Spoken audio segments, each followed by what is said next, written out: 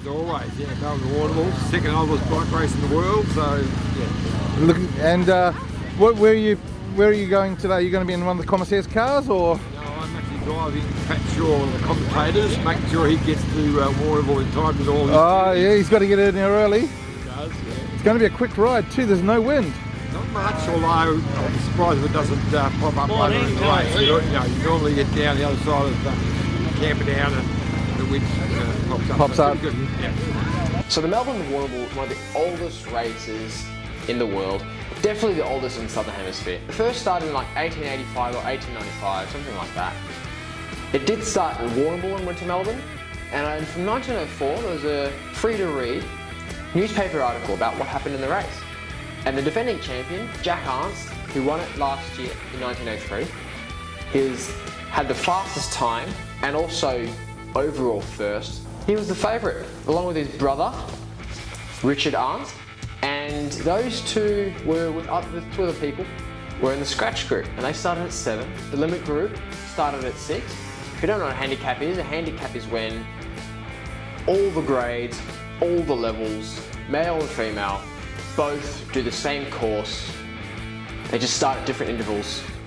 And of course, the first one across the line wins the overall. No matter what sort of grade you're in, as long as you're the first one across the line. Of course, it's also the fastest time. Usually the fastest time comes from the scratch group. Now the strongest riders, they start at a later time. They start at 7 at Warrnambool, and it's been raining all night and raining all day the previous day, so the roads were mud. Riders broken chains, repaired the chain or put on a new one. They punctured heaps, so they had to fix their own punctures. And it was eventually won by Jack Wright. He was in the same group as Jack Arndt, but Jack Arndt and his brother both had mechanicals, and they did not end up winning. If we go back 100 years, so 1922, Bill O'Shea from New Zealand, just like Jack Arndt, they're both Kiwis, he'd won the fastest time 3 years in a row.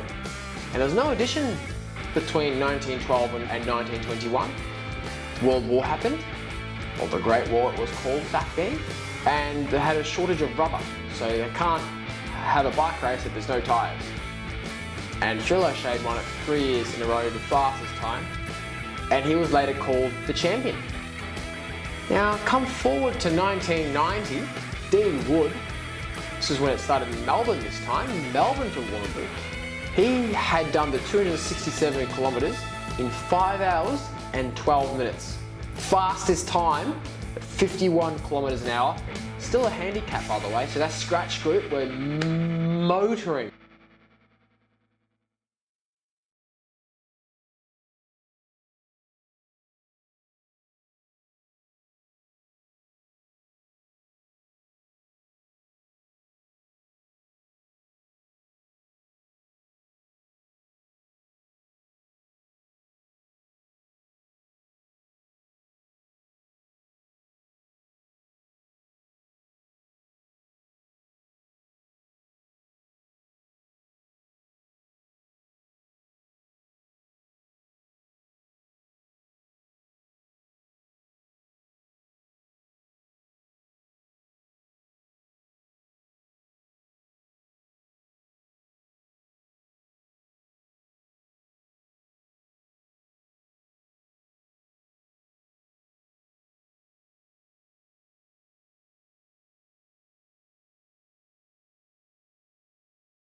Fast forward another few years. Started near Point Cook to do a different route, and then it got moved to Werribee, and then it went through Camperdown. So it went off the Princess, up around, through Camperdown, and then to Warrnambool. And then it changed again. 8 o'clock, Avalon Airport, through Geelong, through Colac, down to Port Campbell, and into Warrnambool. The hilliest additions, with 1,700 metres climbing, with 267 kilometres. This year there's a slight route change. Just after Geelong, we go to do some hills and get back onto the freeway. This year, after we did those hills, instead of going back onto the freeway, we took a side road and did an extra 3 Ks. So my goal was to get into the breakaway. And so the first 30, 40 Ks, I'm going full Bicky on the front to make that breakaway. Didn't end up happening for a long time, but eventually Eventually on lots of counterattacks, I make my move, bang, and I went for it just as Team Bridge Lane were about to block the road. Jimmy Whelan went onto the tops. He'd done a few attacks. And of course he was marked by absolutely everyone.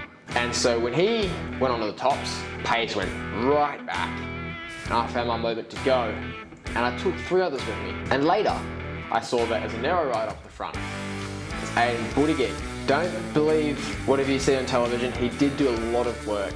And then I realised Cyrus has come. What's Cyrus doing in this breakaway? His role was to stay in the pello. But apparently, he got a free ride, followed 2 other guys. We rolled turns for a long time. We had 6 minutes, over 6 minutes, which is a long time. We can be out there for a long time. It's sustainable for us to, you know, have a few drinks, have a gel, have a bar. We didn't have ARA or informal bridge lane. So we were destined to fail because all those 3 teams missed it. First hour and a half, first 2 hours were pretty full on, or maybe hour and a half in the Peloton were pretty full on. Just over the first con it was pretty gas on, and everyone was looking for that breakaway over the freeway.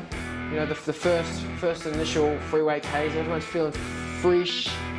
Everyone wants to get in that break, and then they go over the first com, and the legs start to get zapped a bit, and then after that first com, it was still grupo compacto because the conditions are too perfect the conditions. There's little wind until Port Campbell.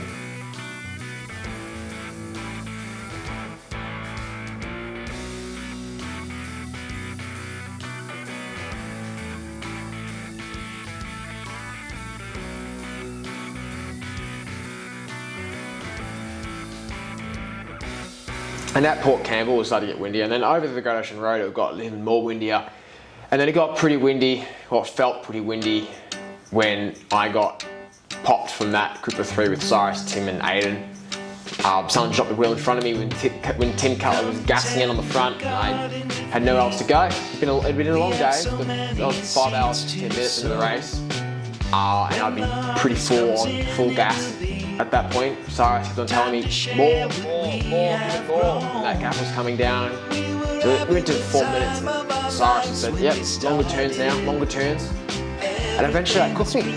So our plan to get in the breakaway for TV time quickly turned into plan A. And Cyrus came across me at 6 minutes. So trying to get organised. The quality group. Ben Metcalf is there in the blue colours. Steve Robb and Mark O'Brien still off the front, and Steve Robb is contributing to the chase. He's been given the green light by the Cycle House team to chase with his teammate Cyrus Monk, having spent the whole day in the breakaway. Wow. Workhorse Mark O'Brien, and medalist in the under-23 road race of the National Championships way back. Oh, wouldn't this be a turn up if they do get across? all in for that win, for that long breakaway win. That didn't end up happening. Such is life, such is racing. He's over there looking for you. How you going? Good, good. You're on camera, boys. Oh, sick, yeah, Who's going to take it, boys? Liam White. Big Whitey, mate. Yeah. Where is he? Yeah, He's on. Look how nervous he is. Oh, there we go. Don't get that. So what are you thinking? No, not much, mate. Not much. Just got here. Just woke up. I got my premium DS here, mate. Ideal conditions today. Tom, you're not riding, mate. No, not quite in the shape I'd like for an event today. So helping out us in other ways, but I will be back. That's good, that's good. So what are your thoughts, Troy? What do you think is going to happen out there on the road today? Get in the right moves. Yeah. Yeah. So yeah, it's going to be a good day. It's going to be fast. There's not much wind around, so should be a good day. Excellent. Over the race that was for us now. Tight. Skin suit's a little tight, is it? 270? What, you're doing an extra 3? Yeah, it should be good. Get to wear the jersey. Yeah, I wish it was a few sizes smaller. Good, just getting all kitted up and ready. Nice weather today for the Melbourne Warrnambool, so no complaints. Yeah, the only wind you're going to feel is the wind you make yourself today. I'm pretty sure that's exactly what's going to be the case for today. I'm pretty sure there's a bit of wind coming about in the later 2 hours of the day, but they'll be next to nothing still. So yeah. So you're going for the aerodynamic feel of the on the helmet, have you? I don't. You've had a haircut. Oh yeah. Always have a haircut before big races like this. Yeah. Always. Yeah, got to be aero, got to be fast. But yeah, should be good. Should be a lot of fun. Bit cold, but I'll be right. Bit cold. Yeah, it's freezing. Melbourne's bloody cold. Where are you at? You're based here though, aren't you? No, I'm based in Newcastle on the coast. Newcastle. Oh. Yeah. Oh, it's warm up there, mate. It's always warm up there. Yeah. It's like Antarctica down here. Mate, how you feeling? I'm good. The big ticket item's here. The big ticket item is here. Ed, I'm feeling good. Come well at North Road and Hellride, so I'm good, ready for today. The big ticket Velo mats. Everyone loves a Velo mat. I mean, everyone loves get on Velo mats. Get on them, Ed. Now, what are Velo mats? Are they the mats that go under your bike when you're training? Yes, exactly. You're going to personalise, customise, multiple colours, teams. They're the best. Oh wow! Approved. On the race as well.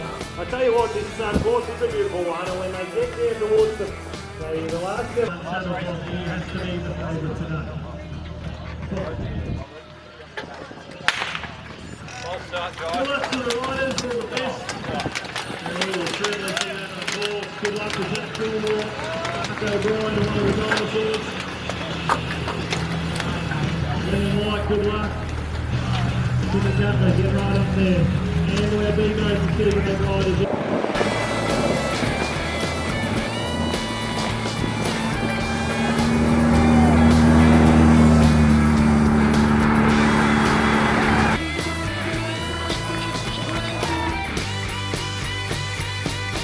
Amazing job just keeping the racing show. Tell us, I mean, that move that you made to win, you could easily wait for a sprint finish. You've won every sprint finish that you've competed for recently, but what makes you change the tactic and turn it on the race? I made the call in the last kind of 5k. My legs were feeling a bit heavy, so we were going to sprint for Craig Wiggins, my teammate. So when that moved with Jimmy Whelan and the inform rider, I just had to cover that and make sure they weren't going to ride away. So I got to them, looked back, and we had a gap, so I just got to use back. I took a bit of inspiration from Jensen's win last year, so I knew it was possible, and I just gave it a bit. And you did give it everything, because it looked like 30 metres to go. There wasn't a lot left in the tank. Well, I tried to get out of the saddle just the last few metres just to keep the bike moving. I knew they were coming hard, but yeah, and when you've got teammates that inspire you, it does make you push that little bit harder, doesn't it? Yeah, it's a really great team. Everybody gets around each other, and I think it makes a huge difference. Now, a little bit sideways to that, Inform were very strong in the final, weren't they? Tristan Saunders in particular, for a young rider, really put the pressure on the race. Yeah, he's really shown that he's becoming one of the best riders in Australia. So there was a bit worrying when he went up the road, but the race was just moving so fast at that point. Everything was just coming back through. 2022 Powercore Melbourne Warrnambool champion. Well done, Cam Scott. You stayed out for 235k. A couple of times? Yeah, got pretty hard in the crosswinds there.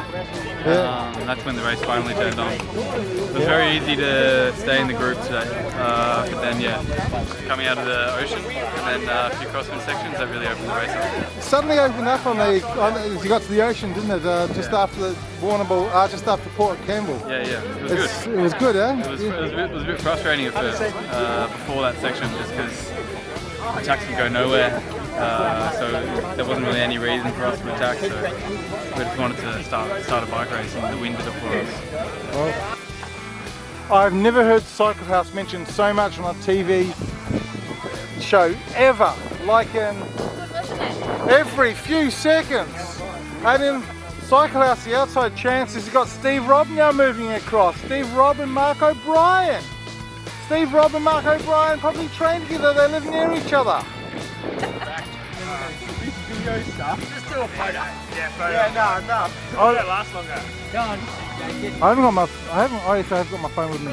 But I'm going to do a quick video. No, this camera, this is not a... Yeah, go on. The willow tree, the last weekend of summer, the empire at our fingertips, the autumn to discover.